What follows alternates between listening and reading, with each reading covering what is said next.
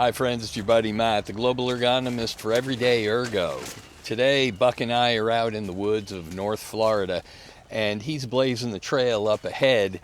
We're talking and thinking about some concerns nowadays with white-collar jobs and artificial intelligence. People are concerned, and maybe rightly so, that some jobs will be lost as white-collar jobs can be done more and more by AI. There's a silver lining, though, and that is we may see a renaissance of people working with their hands again in crafts and in skilled labor. Allow me to explain. We reduced learning to just sitting and reading. And while sitting and reading is important, reducing it to that is kind of how we reduce the word medicine, which Native Americans used to use as a large encompassing term, down to little brown plastic bottles. That's reductionism. Now we can realize that working with one's hands is actually something favorable and may experience a renaissance here. Let me explain. Dr.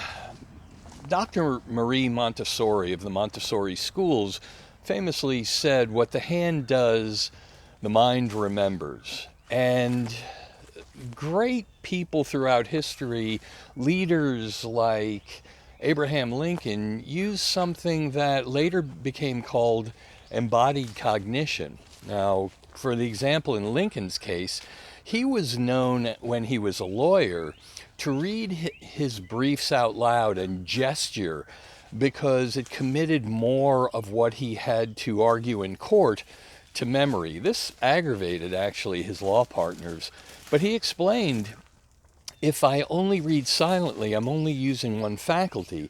If I read aloud and gesture at the sky, I'm using 1, 2, 3, 4 faculties. And didn't you know he was right? In terms of cognition and cognitive ergonomics, he was right on the money. This is called embodied cognition. And what we do more of, we don't require as much rote memorization, which isn't really learning anyway. So think about that in terms of AI, and think about how people may liberate themselves, for instance, from the unconscionable student loan debt that we see nowadays in academics. People might start going to trade school more, which are mostly in state colleges and community colleges. There's a silver lining here, and we don't know how this will play out yet, but I think we should watch cautiously with cautious optimism. There may be something to look forward to, like I say, a renaissance where craftsmanship and skilled labor come back, and we learn to appreciate that in addition to our cognitive sensibilities. So I hope you found that interesting, and if you have comments, we'd love to hear them below.